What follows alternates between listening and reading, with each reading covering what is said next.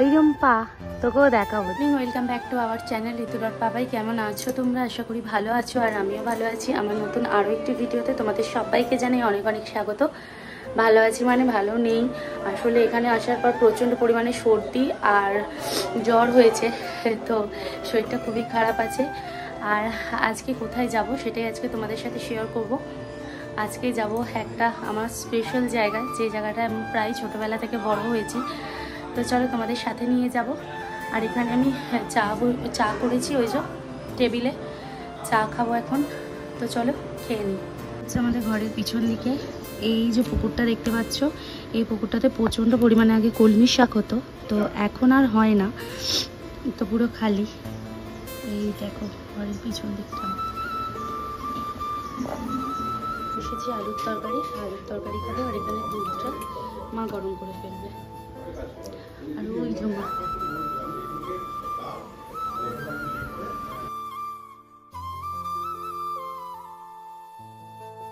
এখন বসেছি চা খেতে। তো চা মা করে রেখেছিল, চা আর বিস্কিট খাচ্ছি আর মায়ের সাথে গল্প করছি। এই মুহূর্তটা হচ্ছে একদম দারুণ মুহূর্ত। একটি জায়গায় যাব, সেটা আজকে তোমাদের সকালবেলা বলছিলাম, কিন্তু সেখানে যাওয়া ক্যান্সেল হয়ে গিয়েছিল। তো মা আর আমি এখন বেরিয়ে পড়েছি একটা অন্য জায়গায় যাব। তো কোথায় যাব সেটা আমি পরে তোমাদের সাথে জানাচ্ছি। এটা হচ্ছে আমাদের বাড়ির পাশে স্টেশন, আর স্টেশনের চারিপাশটা কতটা সুন্দর দেখতে পাচ্ছ। আর এই যে ট্রেনেতে মা আর আমি দুজনে বসে পড়েছি, চারিপাশে এত পরিমাণ ভিড় হয়েছিল ধারণার বাইরে। আমরা যাচ্ছি একটু বড় বাজারেতে, বোনের সাথ বেশ কয়েকদিন পরেই। তো বোনের জন্য মা জিনিস নেবে, আর আমি বাড়ি চলে যাব কিছুদিন পরে, তাই আমিও কিছু জিনিস কেনাকাটা করব। তো এখন ট্রেনে করে যাচ্ছি। আমাদের বাড়ি থেকে হাওড়া যেতে একটু সময় লাগে, ওই 20 থেকে 30 মিনিটের মতো লাগে। তো আমরা এখন হাওড়ায় পৌঁছে গেছি। আর বাড়ি থেকে বেরোনোর সময় আমি আর মা কিছু খাইনি সেই রকম, শুধু চা আর বিস্কিট খেয়ে বেরিয়ে পড়েছিলাম। তো সেই জন্য এখান থেকে খাবার কিনে নিচ্ছিলাম। তো স্প্রিং রোল নিয়েছিলাম পানির, আর নিয়েছিলাম একটা ফ্রুটির বোতল। ব্যাস এই দুটো নিয়েই আমরা এখন গন্তব্যস্থলের দিকে যাচ্ছি। আর এটা হচ্ছে হাওড়া স্টেশন। তো স্টেশনে নেমে সাবওয়ের নিচে দিয়ে বাইরে বেরোতে হয়, আর বেরিয়ে তারপর বাস ধরে বড়বাজারে যেতে হয়। যদিও স্টেশন থেকে বড়বাজারটা বেশিক্ষণ না, ওই 5 মিনিটের মতো পায়ে হেঁটে যাওয়া যায়, কিন্তু ওই হাওড়া ব্রিজটা পার হতেই একটু কষ্ট হয়, কারণ অনেকটা পরিমাণ বড় ব্রিজ, তোমরা তো সবাই জানো। তো যাই হোক, চলো আমরা ঘুরে নিই। বাজার থেকে চলে এসেছিলাম, সন্ধ্যেবেলা বসেছিলাম আমি আর বোন। তো বোনকে বললাম একটু চুলটা আঁচড়ে দিতে, তো সেই জন্য আঁচড়ে দিচ্ছিল।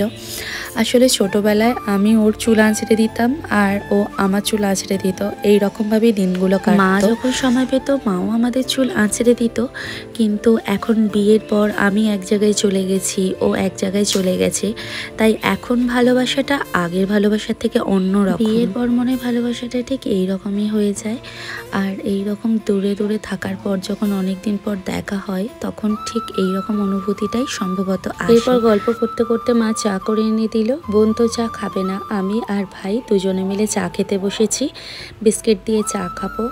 আর এইদিকে বোন বারবার করে চুলটা ঠিক করে দিচ্ছিল, আর ভিডিওটা করে দিয়েছিল আমার মা। দিনগুলো খুব মজায় কাটছে। এরপর যখন বাড়িতে চলে যাব একদম একা একা হয়ে যাব, কিন্তু কিছু করবার নেই। যাই হোক, আজকে তোমাদের সাথে শেয়ার করবো আমার বাড়িতে ঢোকা মাত্রই একটা অন্যরকম অনুভূতি লাগে, একটা খুব মন খারাপ লাগে, কারণ সব কিছুই রয়েছে, শুধুমাত্র নেই আমার বাবা। তো বাপিকে ভীষণ মিস করি। আর সঙ্গে এটা হচ্ছে আমার ঠাকুমা। তো ঠাকুমাকেও তোমাদের সাথে একবার দেখা করিয়ে দিলাম। পরিবারের প্রত্যেক মেম্বারের সঙ্গে তোমাদের মিলিয়েছি, আর ঠাকুমা, বাপি আর দাদু এদের সঙ্গে মেলাবো না, সেটা কি কখনো হয়? আর এই হচ্ছে আমার দাদু। আমার দাদুই আসলে ছোটোবেলা থেকে আমাকে বড় করেছে, আর আমার বাপির থেকে বেশি আমার দাদুই আমার কাছে সব থেকে বেশি একজন মানুষ। আর আমাদের হিন্দুদের যখন কেউ মারা যায়, তাকে তখন ভগবানের সমান বলে মনে করা হয়। আর এই হচ্ছে আমার মায়ের ভগবান, হচ্ছে শ্রীকৃষ্ণের সেবা দেয়, সমস্ত কিছু এখানেই করে। আগে উপরে ছিল এই মন্দিরটা, কিন্তু ওপরে বারবার ওঠানামা করবার জন্য নিচে মা করে দিয়েছে। তো বন্ধুরা, আজকে ব্লগটা কেমন লাগলো?